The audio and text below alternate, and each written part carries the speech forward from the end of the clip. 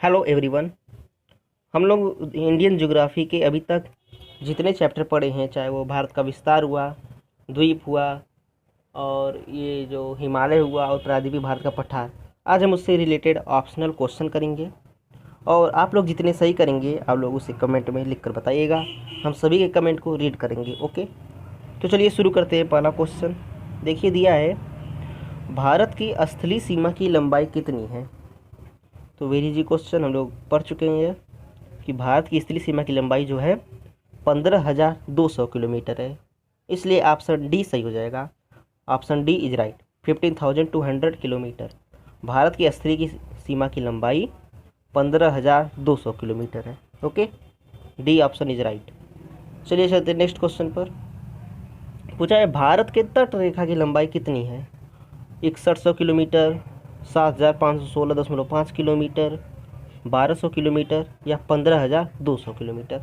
तो देखिए पूछा है भारत के तट रेखा की लंबाई, तो इसलिए ऑप्शन ए 6100 किलोमीटर सही हो जाएगा। लेकिन अगर यहीं पर पूछता द्वीपों सहित भारत की तट रेखा की लंबाई कितनी होती है, तब हमारा ऑप्शन बी अर्थात 7,516.5 किलोमीटर सही होता।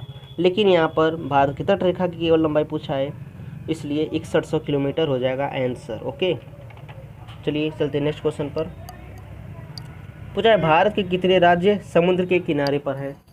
तो आप सभी लोग जानते होंगे भारत के 9 राज्य ऐसे हैं जो समुद्र के किनारे पर है। एक बार हम पढ़ दे रहे हैं कौन कौन है।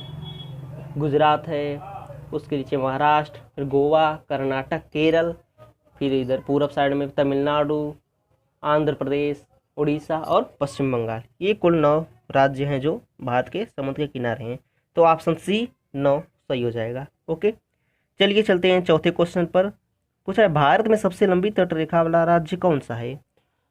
तो वेरी इजी क्वेश्चन, भारत में सबसे लंबी तटरेखा वाला राज्य गुजरात है, ऑप्शन ए। ओके, तो ऑप्शन ए इज राइट हो जाए। Option C sorry, Gujarat. Bharat में सबसे लंबी तटरेखा वाला राज्य Gujarat, option C is right. Okay, चलिए चलते हैं नेक्स्ट क्वेश्चन 5वें पर। दिया है कर्क रेखा भारत के कितने राज्यों से होकर गुजरती है। वेरी जी क्वेश्चन, आप सभी लोग जानते होंगे कर्क रेखा भारत के कुल 8 राज्यों से होकर गुजरती है। ऑप्शन डी सही हो जाएगा। अब हम एक बार पढ़ दे रहे हैं कौन कौन राज्य से होकर जाती है। हम लोग वैसे ये एकदम डिटेल में पढ़ चुके हैं और हमें उम्मीद है कि आप सभी लोगों को ये क्वेश्चन सभी आ रहे होंगे। ओके, तो जो कर्क रेखा है भारत के कुल 8 राज्यों से होकर गुजरती है, तो ऑप्शन डी सही हो जाएगा। चलिए हम पढ़ दे रहे हैं कौन कौन से राज्य से होकर गुजर जाती है। तो सबसे पहले गुजरात, फिर राजस्थान, मध्य प्रदेश, छत्तीसगढ़, झारखंड, पश्चिम बंगाल और त्रिपुरा और मिजोरम। ये कुल 8 राज्य है जिससे कर्क रेखा होकर जाती है। ओके, चलिए चलते हैं 6वें क्वेश्चन पर। ओके, पूछा है जोजिला दर्रा कहाँ स्थित है। तो ये भी हम लोग पढ़ चुके हैं, जब हिमालय का पार्ट 4 पढ़ रहे थे हमने उसमें पढ़ा था दर्रे के बारे में। तो जोजिला दर्रा जो है जम्मू कश्मीर में स्थित है, तो ऑप्शन ए सही हो जाएगा। जोजिला दर्रा जम्मू कश्मीर में स्थित है। Okay, option A is right. चलिए चलते हैं नेक्स्ट क्वेश्चन 7वें पर। पूछा है भारत का क्षेत्रफल विश्व के कुल भौगोलिक क्षेत्रफल का कितना प्रतिशत है। तो हम लोग ये भी पढ़ चुके हैं, जब हम लोग पहला चैप्टर पढ़ रहे थे इंडियन ज्योग्राफी का, तब हमने उसमें बताया था कि भारत का क्षेत्रफल विश्व के कुल भौगोलिक क्षेत्रफल का 2.4% है। तो ऑप्शन बी इज राइट हो जाएगा, 2.4%। ओके, चलिए चलते हैं नेक्स्ट क्वेश्चन 8वें पर। पूछा है संपूर्ण भारत के कितने प्रतिशत भूभाग पर पर्वत और पहाड़ियाँ का विस्तार पाया जाता है। तो पर्वत और पहाड़ियाँ हम लोग जानते हैं बहुत उत्तर साइड में अधिक पाए जाते हैं तथा नीचे प्रायद्वीपीय भारत के पठार में कुछ पाए जाते हैं। कुल मिलाकर 29.3% भाग पर जो है पहाड़ियाँ पाए जाते हैं भारत के। ओके, तो ऑप्शन सी सही हो जाएगा, 29.3%। Okay, option A is right, option C is right. चलिए चलते हैं नेक्स्ट क्वेश्चन 9वें पर। पूछा है संपूर्ण भारत के कितने प्रतिशत भूभाग पर मैदान का विस्तार पाया जाता है। तो मैदान अर्थात उत्तरी भारत का मैदान हो गया और इधर पूर्वी तटीय मैदान तथा पश्चिमी तटीय मैदान। तो अगर हम इसका परसेंट निकालें भारत के हिसाब से तो कुल आएगा 43%। तो इसका ऑप्शन डी सही हो जाएगा। संपूर्ण भारत के कुल 43% भूभाग पर मैदान का विस्तार पाया जाता है। ओके, तो option D is right, 43%। Okay, चलिए चलते हैं नेक्स्ट क्वेश्चन 10वें पर। पूछा है कौन सी अक्षांश रेखा भारत के मध्य से होकर जाती है। तो कौन सी अक्षांश रेखा भारत के मध्य से होकर गुजरती है। तो वेरी जी क्वेश्चन, कर्क रेखा जो भारत के 23.5 डिग्री से होकर जाती है। ओके, तो यही है जो हमारी मध्य से होकर जाती है। क्यों? क्योंकि सबसे दक्षिण में 8 डिग्री 4 मिनट होता है तथा सबसे उत्तर अर्थात जम्मू कश्मीर में 37 डिग्री 6 मिनट होता है। तो हमारा बीच अगर इसका हम एवरेज निकालेंगे तो 23.5 डिग्री आएगा, जिसको हम लोग कर्क रेखा कहते हैं। तो इसका ऑप्शन कर्क रेखा है जो सही हो जाएगा ऑप्शन ए। ओके, तो कौन सी अक्षांश रेखा है? तो कर्क रेखा वो अक्षांश रेखा है जो भारत के मध्य से होकर गुजरती है। Option A is right. चलिए चलते हैं नेक्स्ट क्वेश्चन 11वें पर। पूछा है भारत की मुख्य भूमिका दक्षिणी नोक क्या है? तो हम लोग अभी जल्दी पढ़े थे प्रायद्वीप विभाग के पठार में कि भारत की मुख्य भूमिका दक्षिणी नोक जो है कैप कैमोरीन, कन्याकुमारी का एक जगह है कैप कैमोरीन, वही। तो ऑप्शन ए सही हो जाएगा कैप कैमोरीन। ओके, ये कहाँ पड़ता है? तमिलनाडु में पड़ता है। ओके, तो ऑप्शन ए इज राइट 11वें क्वेश्चन का। ओके, चलिए नेक्स्ट क्वेश्चन पर चलते हैं। पूछा है भारतीय भूमि का सर्वाधिक उत्तरी भाग क्या है? तो भारतीय भूमि का सर्वाधिक उत्तरी भाग, अर्थात हम लोग जानते हैं सबसे उत्तर में हम लोग का जम्मू कश्मीर राज्य है। तो ये पूछा है सबसे उत्तरी भाग कौन सा है? तो इंदिरा कॉल, ऑप्शन डी दिया है जो इंदिरा कॉल, वही हो जाएगा ऑप्शन सही। Okay, Indira call, Indira call is right, अर्थात ऑप्शन डी सही हो जाएगा। ये इंदिरा कॉल कहाँ है? तो ये जम्मू कश्मीर में काराकोरम, जब हम ट्रांस हिमालय पढ़ रहे थे तो हमने बताया था सबसे उत्तर में काराकोरम श्रेणी है। तो ये जो इंदिरा काल है ये काराकोरम श्रेणी के पर स्थित है। ओके, तो ऑप्शन डी हो जाएगा 12वें क्वेश्चन का आंसर। चलिए चलते हैं नेक्स्ट क्वेश्चन 13वें पर। पूछा है माना दर्रा कहाँ स्थित है? ओके, माना दर्रा तो ये हम लोग पढ़ चुके हैं, वेरी जी क्वेश्चन। माना दर्रा जो है उत्तराखंड में है। ओके, तो माना दर्रा जो है उत्तराखंड में, ऑप्शन सी इज राइट हो जाएगा, माना दर्रा उत्तराखंड में। ओके, चलिए चलते हैं नेक्स्ट 14वें पर। पूछा है भारत की सबसे लंबी अंतर्राष्ट्रीय सीमा किस देश के साथ है? Option A Nepal, option B Pakistan, option C चीन, ऑप्शन डी बांग्लादेश। तो हमारा आंसर हो जाएगा बांग्लादेश। ओके, तो भारत की सबसे लंबी अंतर्राष्ट्रीय सीमा जो है बांग्लादेश के साथ है। Okay, option D is right, very G question. चूँकि बांग्लादेश से हम लोग जानते हैं बहुत 5 राज्य कम से कम गुजरते हैं भारत के। कौन कौन है एक बार हम बता दे रहे हैं, आप लोग सुन लीजिए। एक पश्चिम बंगाल तो है ही, मेघालय, असम, त्रिपुरा और मिजोरम, कुल मिलाकर 5 राज्य जो भारत बांग्लादेश से सीमा बनाता है। सबसे अधिक सीमा बांग्लादेश पश्चिम बंगाल के साथ बनाता है। ओके, तो हो गया एक्स्ट्रा पॉइंट। चलिए चलते नेक्स्ट क्वेश्चन पर 15वें पर।